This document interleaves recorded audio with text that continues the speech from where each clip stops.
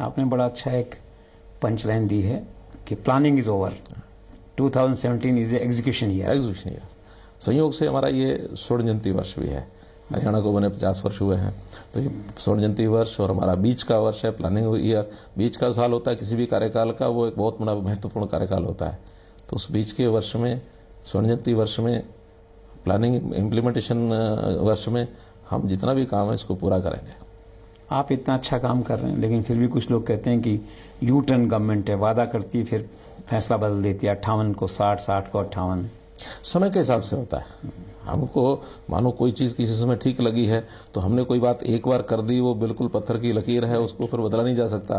समय के हिसाब से बदलते हैं, क्योंकि उस समय जो हमको लगता था कि अगर ये आयु ज़्यादा बढ़ती है तो नए लोगों को रोज़गार शायद नहीं मिलेगा, लेकिन बाद में हमको ध्यान में आया कि नए लोगों को भर्ती करने में इतना समय लगता है, उनकी ट्रेनिंग देने में इतना समय लगता है कि उस सारे को करते करते और समय निकल जाएगा।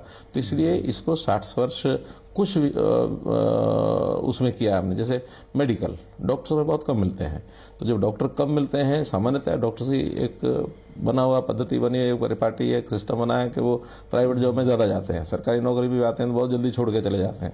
इसलिए हमने उनकी आयु फॉर क्लिनिकल पर्पस, या जिसको कहना चाहिए कि इलाज के नाते, अगर वो डॉक्टर काम करता है तो वो 65 वर्ष तक भी कर सकता है।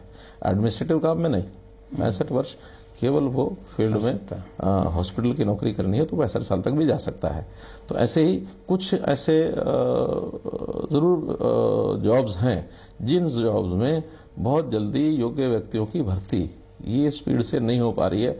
उसके लिए आखिर काम तो चलाना है, तो काम को करने के लिए जहाँ कहीं हमको ओपन करना पड़ेगा करेंगे। इसमें भी हमने अभी 60 वर्ष का किया नहीं है। 60 वर्ष के लिए कमेटी बनाई कि वो कमेटी हमको रिपोर्ट देगी क्या हम 58 से इसको 60 वर्ष करें, सब विभागों में करें या कुछ विभागों में करें, कुछ पोस्ट के लिए करें। तो ये भी बात रिपोर्ट आनी है।